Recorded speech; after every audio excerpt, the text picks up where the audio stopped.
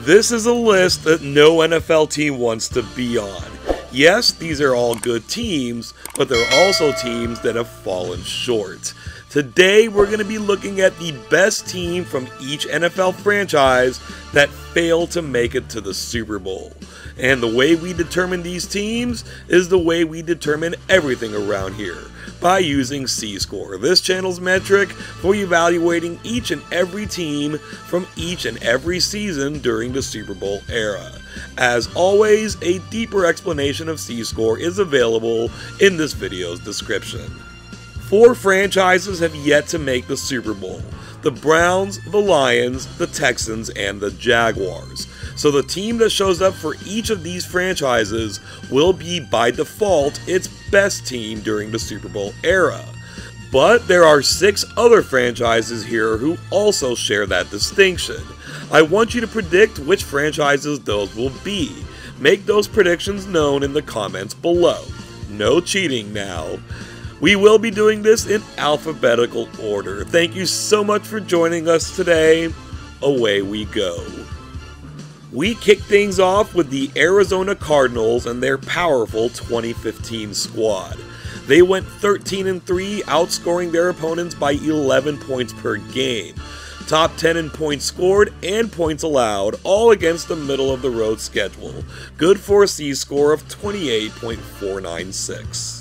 As we've mentioned in a previous video, the Cardinals were actually 2015's best team in what was a fairly weird season.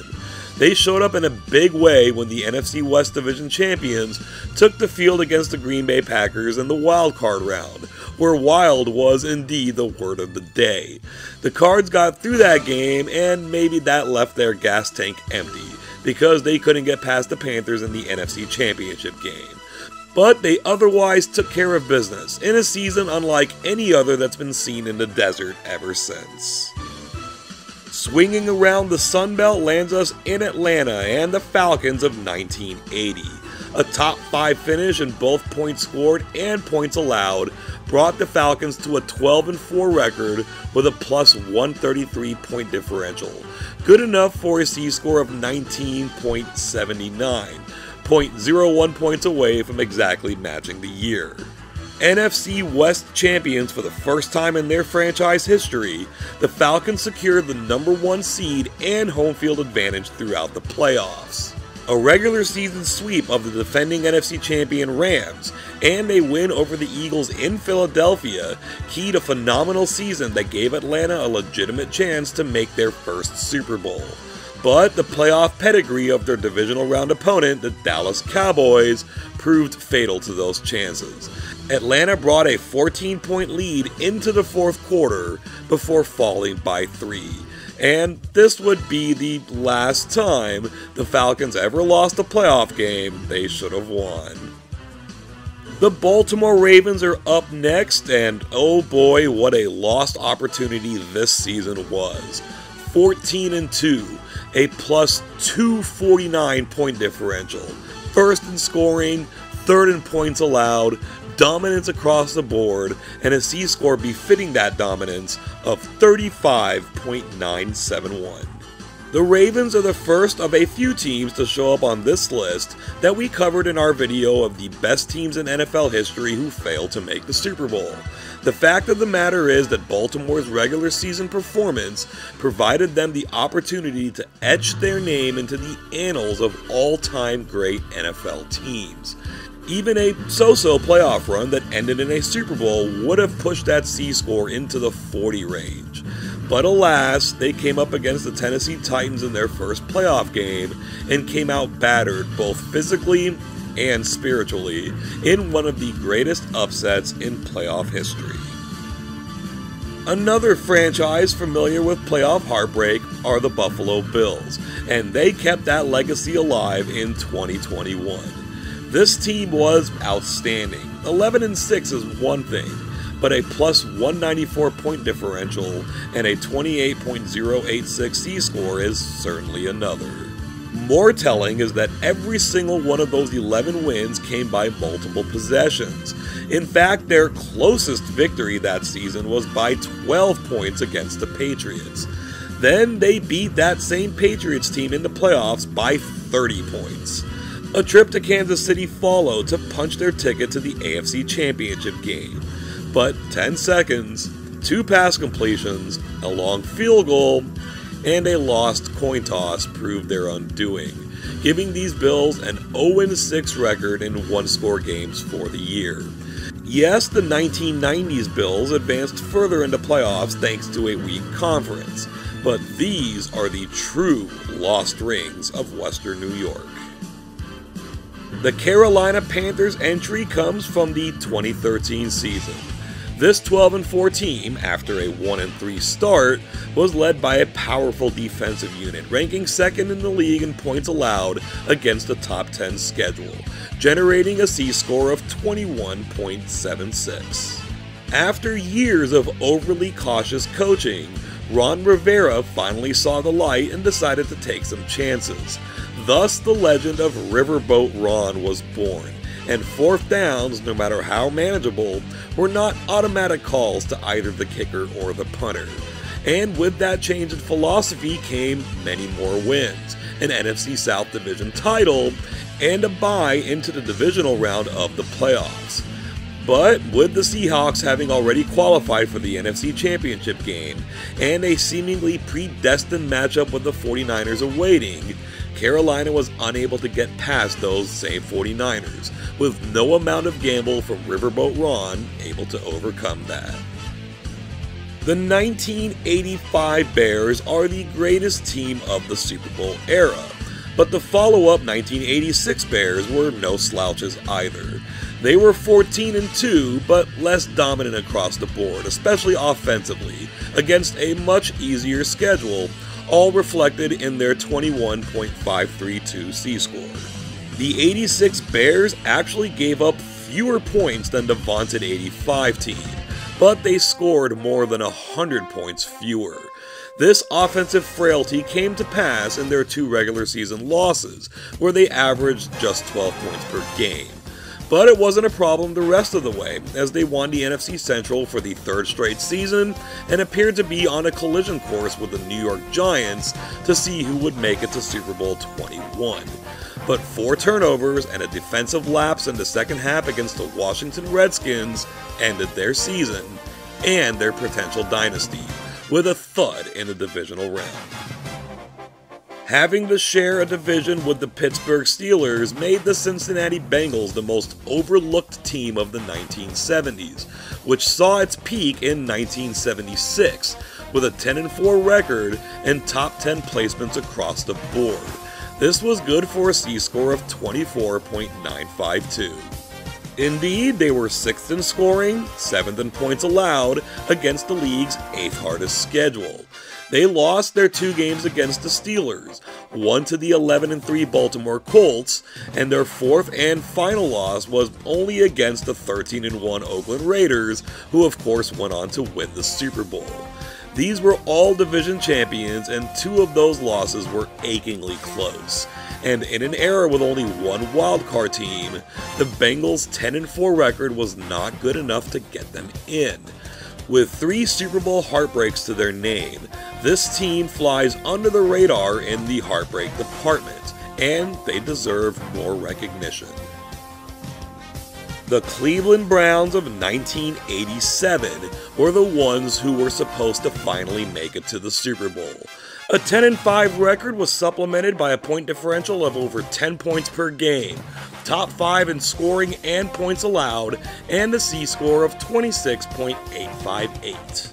There were indeed 3 replacement games played in 1987, and the Browns went 2-1 in those games, so they saw no benefit from that.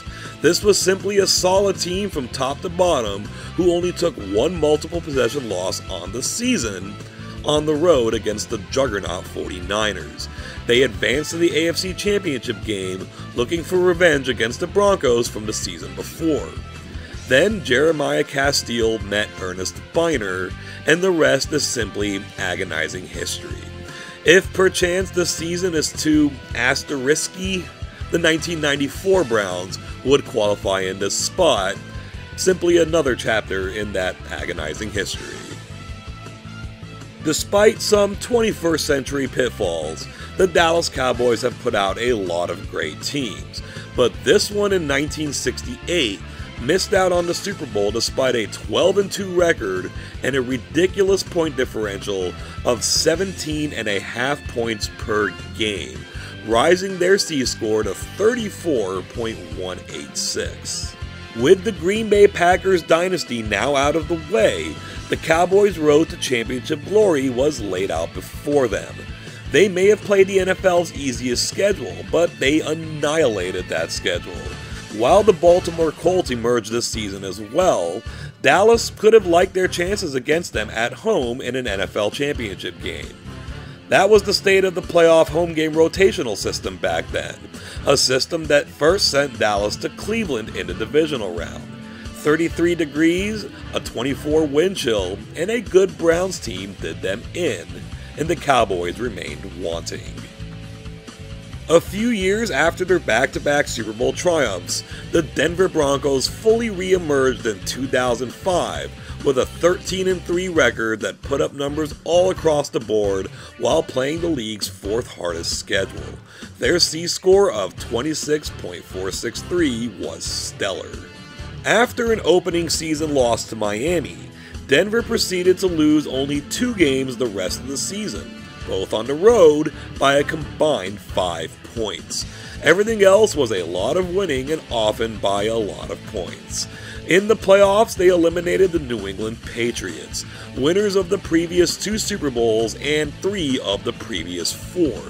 They secured a home game for the AFC Championship when the bottom-seeded Steelers eliminated the Colts, but the destiny ride that Pittsburgh was on, not to mention Denver's 4 turnovers to Pittsburgh's 0, ended the Broncos' hope for a return to the game's biggest stage. The Detroit Lions haven't always had the best of things in the Super Bowl era, but this team in 1970 was something special. Their 10-4 record doesn't tell that story, but finishing second in both points scored and allowed against the fourth hardest schedule does, not to mention that 33.131 C-score. The Lions had a similar problem to the Bengals, being stuck in a division with a powerhouse, in this case, the Minnesota Vikings. The Lions had to play the Vikings twice in a 3-game span, taking the loss in both games and getting Tom Dempsey'd in between. But they made it to the playoffs as the NFC's first ever wildcard entrant and looked poised for one more crack at the Vikings. Instead, their playoff game against the Cowboys ended with 156 total yards of offense, 3 turnovers, and a 5-0 loss. Yes, 5-0. Incidentally, in a cruel twist of fate, the Vikings failed to win their playoff game too. Coming off a Super Bowl title, the 2011 Green Bay Packers were well on their way to a repeat, going 15-1 with a dominant offense that somewhat masked the team's other issues. Their C-score was still quite strong though at 27.986.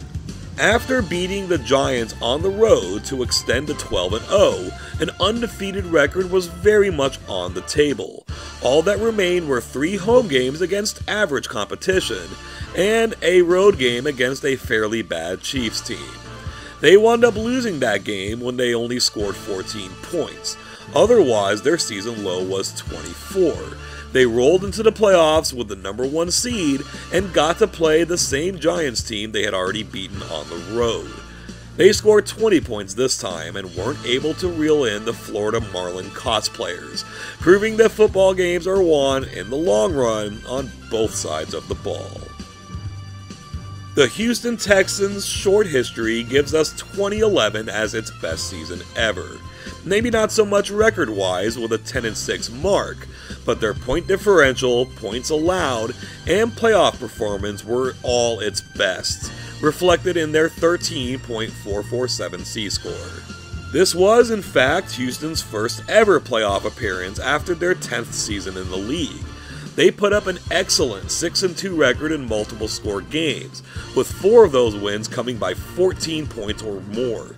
They won the AFC South and got to host a playoff game, soundly defeating a solid Cincinnati Bengals team by 3 touchdowns. In the divisional round, a round they've never gotten past, they met an excellent Ravens team in Baltimore, and but for a terrible first quarter, it was a game they could have won, trailing by as little as 4 in the fourth quarter. It was the amazing 1968 squad that failed to win the Super Bowl, but the 1967 Baltimore Colts didn't even get there, despite an 11-1-2 record, a near plus 200 point differential, a second place finish in both points scored and allowed, and a C-score of 31.781. It's not just that this Colts squad missed out on the Super Bowl, they missed the playoffs entirely. In the 4-division structure of the NFL in 1967, only division champions made it to the postseason. The Colts entered their final game undefeated at 11-0-2, facing the 10-1-2 Los Angeles Rams. The Rams won that game, and they finished tied atop the division. The Rams won the tiebreaker based on their tie game earlier in the year, and just like that, the Colts were done, and they had to watch 3 different teams, each with 2 fewer wins, battle it out for the title. Talk about being at the right place at the wrong time. The Jacksonville Jaguars experienced their greatest success in their first 5 seasons of existence, culminating in Year 5. The 1999 Jags crushed it at 14-2, leading the NFL in fewest points allowed and storming out to a C-score of 24.842.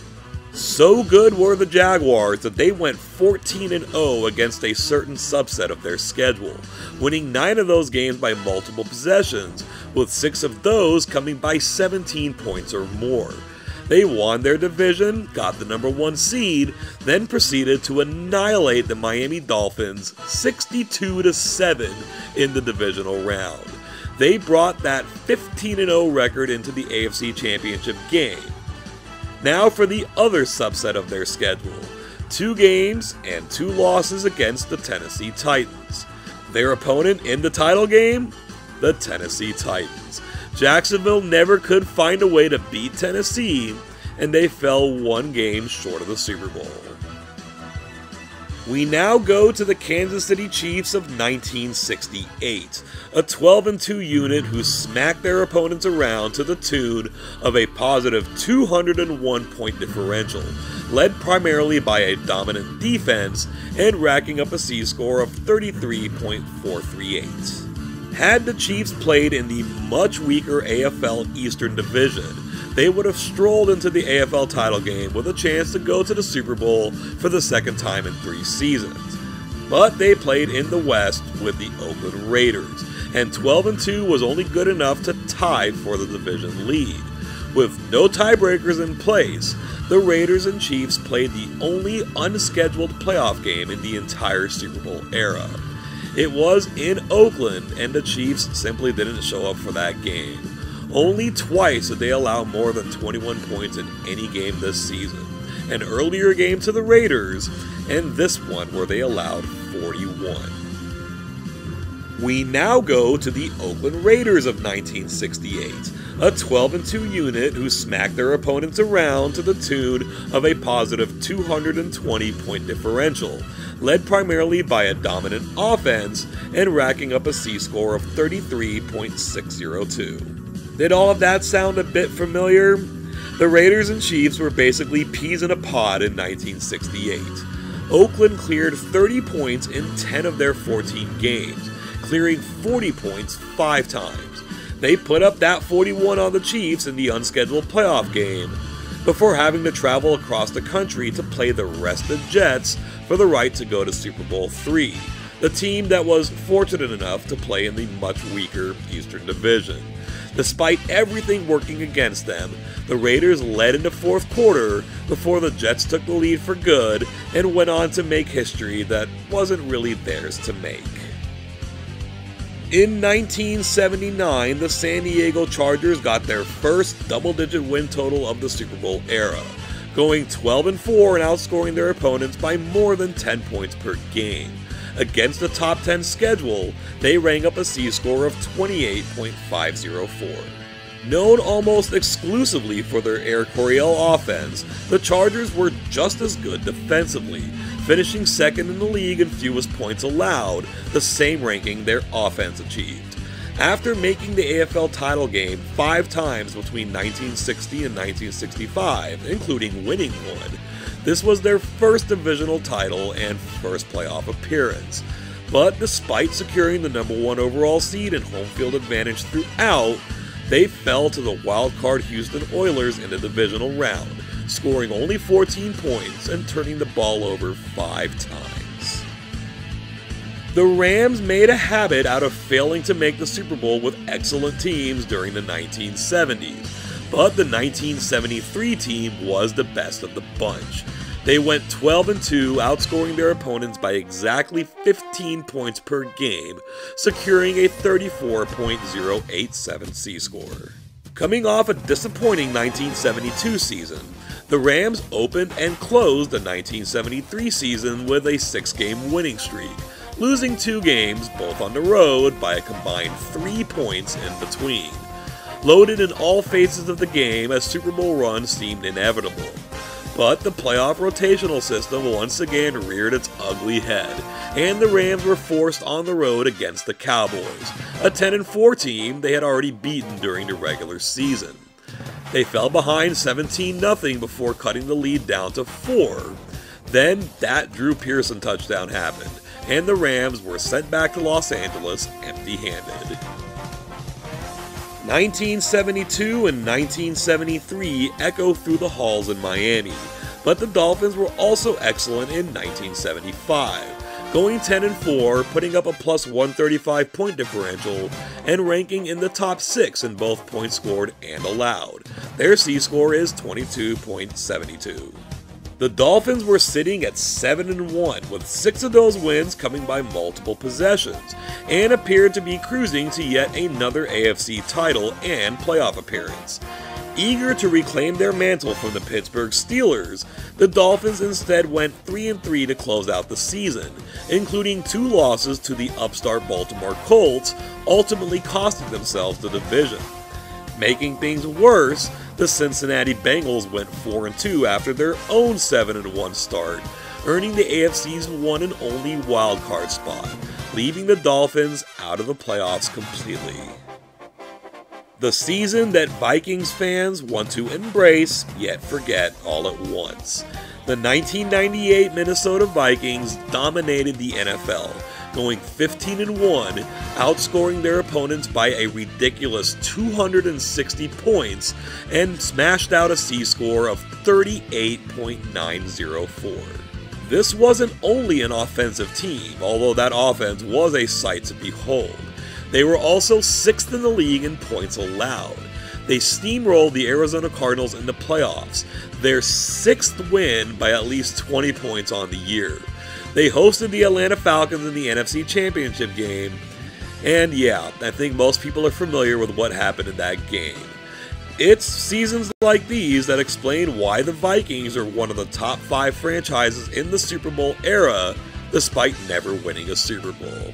Such promise, coupled with such disappointment. The 2010 New England Patriots didn't go undefeated, but their overall performance wasn't too far away from that standard. At 14-2, they were 205 points better than their opponents against a top 5 schedule, securing a 35.77 C-score. The 21st Century Patriots generally got automatic passage to the AFC Championship game every season, with their high playoff seeding due to their horrendous division and getting very favorable draws in the divisional round. 2010 didn't look much different, as they got to face the Jets, who they'd beaten by 42 points just 6 weeks earlier. But they just didn't have it on this day, spending the majority of the second half down by double digits. After allowing only 25 sacks all season, the Jets got into the backfield for 6 takedowns in this one, consistently stymieing the league's highest scoring offense. We have our third entry from the 2011 season, this one from the New Orleans Saints. New Orleans set a still-standing NFL record of 467.1 yards per game, went 13-3, outscored their opponents by 208 points, and landed with a C-score of 29.123. That yardage record isn't just for the Super Bowl era. It encompasses all of NFL history, including the offensively inclined AFL years. Yet, even at 13-3, the Saints were only able to secure the third seed in the NFC playoffs, missing out on a first-round bye. They won in the Wild Card Round before traveling to San Francisco to face a rested 49ers team, in what was one of the most epic showdowns in NFL history. The seesaw game only ended in disappointment for the Saints with 9 seconds left on the clock, and the league's most well-rounded team, despite the controversy later associated with it, was done. 1 year after winning Super Bowl 42, the Giants came roaring back in 2008, going 12-4 with a top 5 performance in both points scored and points allowed, good for a point differential of plus 133 and a C-score of 20.308. That Super Bowl run was certainly surprising in many respects, but it felt less fluky with the Giants opening up the season with a stellar 11-1 record. They didn't end it so well though, going 1-3 in December, but they still wound up winning the NFC East and securing home field advantage throughout the playoffs. But that losing run started at home against the Philadelphia Eagles, and they wound up meeting up with them again at home in the divisional round. That earlier 14-20 loss was almost replicated, with 3 points going in either direction in an 11-23 loss, their second worst offensive output of the season. This one is a tricky pick, as the best non-Super Bowl season for the New York Jets was the strike-shortened season of 1982. They went 6-3, a .667 win percentage, finishing in the top 10 in points scored, points allowed, and strength of schedule, all good for a C-score of 27.068. Yes, 1982 was a weird season, with only 9 games played and 8 teams making the playoffs from each conference. The Jets took the number 6 seed, but then went on the road to defeat the 2 previous conference champions, the Bengals and the Raiders, before falling flat in a shutout loss against the Dolphins in Miami, coming up just short of becoming the first team to make the Super Bowl with 3 road victories in the playoffs. In a full season, this spot would go to the 1998 Jets, who also made the AFC title game before losing in a much more competitive manner against the Denver Broncos. The first of the Eagles' 3 consecutive NFC title game losses was also the best of the bunch. In 2001, Philly went 11-5 behind their best points allowed ranking in 20 years. Their C-score checks in at 22.446. A return to the playoffs in 2000 portended good things for the 0-1 Eagles, a standard they met and even exceeded. They won their first division title since the Buddy Ryan days of 1988, going 9-3 after a middling 2-2 start. They sent Tony Dungy packing out of Tampa Bay in the Wild Card Round, and stomped the Bears in the divisional round. The only thing standing between them and an appearance in the Super Bowl, though, were the juggernaut St. Louis Rams, and although they played well and even led by 4 at halftime, that proved to be a bridge too far. Going for their 3rd consecutive Super Bowl title, the 1976 Pittsburgh Steelers put an incredible product on the field, going 10-4 with a stifling defense that allowed fewer than 10 points per game, tallying up a C-score of 38.703. But the season didn't start that way for Pittsburgh. They were 1-4 with 3 of those losses coming by 3 points or fewer. What they did the rest of the way though was legendary.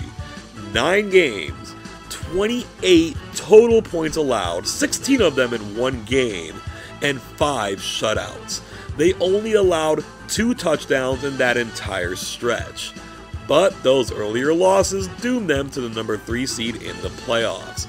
They beat the Colts by 26 points on the road, but they couldn't sustain the momentum for a cross-country trip to Oakland for the AFC title game, falling to the Raiders. Oh, what could have been.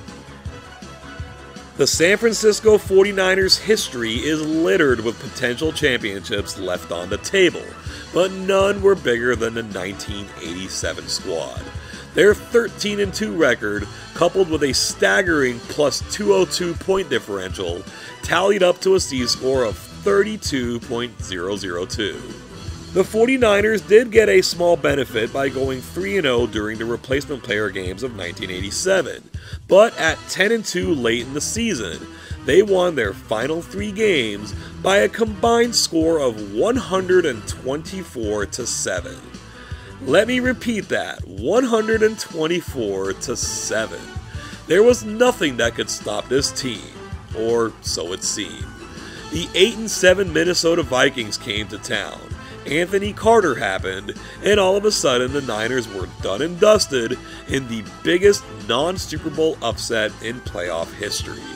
If a full season is more your style, then the 14-2 49ers of 1992 would be the team here, coming up against and losing to the ascendant Dallas Cowboys in the NFC Championship game. The plan started coming together for the Seattle Seahawks in 2012, slapping together an 11-5 record with a superb plus 167 point differential. They led the league in scoring defense for what would be the first of 4 consecutive seasons, and ended the year with a 28.905 C-score. This wasn't the weak NFC West of just a few seasons ago. Seattle accomplished all of this against the league's 4th hardest schedule. Back-to-back 7-9 seasons to start the Pete Carroll era was followed up by more of the same midway through the year. Sitting at 4-4, Seattle instead went on a tear, ending the year 7-1 and grabbing a wildcard spot. They went on the road to defeat the Washington Redskins before a stirring comeback from down 20 points against the top-seeded Atlanta Falcons was taken away by a quick Atlanta drive and a game-winning field goal with only 8 seconds left on the clock. After winning the most diluted Super Bowl of all time, the Tampa Bay Buccaneers were back with another solid unit in 2021. A 13-4 record and top 10 performances in both points scored and points allowed brought forth a C-score of 23.685. Loaded at every position on the field and being blessed with a much easier schedule than the previous season, Tampa put together an excellent season, winning their first division title in 16 years. Outside of a home shutout loss to the New Orleans Saints, they scored at least 19 points every game, while the defense was 5th in the league in points allowed. Their wild card round victory of the Eagles matched them up with the team that gave them their first loss of the season, the Los Angeles Rams. They then proceeded to give them their last loss of the season as well. We saw the first number 1 seed from the 2008 season, and now we have the Tennessee Titans. The Titans surprised many by going 13-3 and winning their first division title in 6 seasons. Their second best scoring defense led the way to a 22.344 C-score. Despite their 10-0 start to the season, there just seemed to be something off about Tennessee, and NFL pundits at large were slow to crown them as true Super Bowl contenders. They stumbled somewhat to end the season, going 3-3, with 2 of those losses coming by at least 21 points, but they had done enough to secure home field advantage throughout the playoffs. That reward was short-lived, however, with an excellent Baltimore Ravens team coming into town. Tennessee was able to run up some yards, but 3 turnovers and an inability to get into the end zone after the first quarter ended their season prematurely. We will now end things with the 1974 Washington Redskins. They went 10-4 and were top 5 across the board in points scored, points allowed, and in strength of schedule. This brought them to a C-score of 25.775. 4 different teams in the NFC went exactly 10-4. 2 of them occupied the NFC East, the Redskins and the Cardinals. But since the Cardinals swept Washington that season, they were forced onto the road as a wildcard entrant. This belied an otherwise excellent season for the Redskins, who scored 26 points or more 5 times, while allowing 10 or fewer points an additional 5 times. But none of that mattered when they had to travel to Los Angeles to play an excellent Rams team, losing their halftime lead by failing to score a single point in the second half. Okay, back to the question at the beginning of the video. The Browns, Lions, Texans, and Jaguars entries are automatically their best entry overall, as none of these teams have ever made it to the Super Bowl. Now that you've seen each team's entry, do you think you know which other 6 franchises also fit that bill? I would say that 2 of these picks would be fairly easy to figure out, the Arizona Cardinals and the San Diego Chargers. Both have exactly 1 Super Bowl appearance that were somewhat, if not mostly, fluky. The other 4 are going to be a little trickier. We'll start with the Titans. Their Super Bowl appearance wasn't fluky by any means, but for being a 13-3 team, they weren't exactly a dominant presence. The late 80s and early 90s Oilers teams were just fine, but their terribly weak conference with just 2 division titles did them no favors. Next up, maybe again surprisingly, are the Cincinnati Bengals. They've made 3 Super Bowl appearances, and they put up good performances in all those games. It's just that the 76 team is so criminally underrated that no one considers them at that level. Well, they are at that level, and they're the best team the Bengals have ever fielded. 2 more to go, and they're both from franchises who have won the Super Bowl before. One might not be extremely surprising, the New York Jets. The 1968 team is certainly famous, but their Super Bowl appearance was circumstantial at best, and winning 1 game in a massive upset doesn't single-handedly turn a season around. For the record, the 98 Jets also beat out the 68 team. Now the last one, and if you got this one right, then massive props should be coming your way. It's the Baltimore Ravens. Their 2000 team was truly unforgettable, and they're maybe the only candidate who can challenge the '85 Bears for the greatest defense of all time, or at least the Super Bowl era. But that dominance was a one-way street. The 2019 Ravens dominated both sides of the ball. It cannot be stated enough that if this team got through and won the Super Bowl, they would be in the conversation for one of the greatest teams of the entire Super Bowl era. Thank you so much for making it this far into the video. Anytime we do one of these that incorporates every NFL team, it is gonna be a longer one. Hopefully your patience feels well rewarded. Please do the whole YouTube thing if you don't mind. Like, share, subscribe, and ding the bell for notifications on all future videos. Let me know what you think about all of this. Any big surprises? Or is it possible that I got out of all of this controversy-free? Seems unlikely. I'd love to hear your thoughts in the comments section down below. Thank you again for joining us, and until next time, I hope you have an awesome day.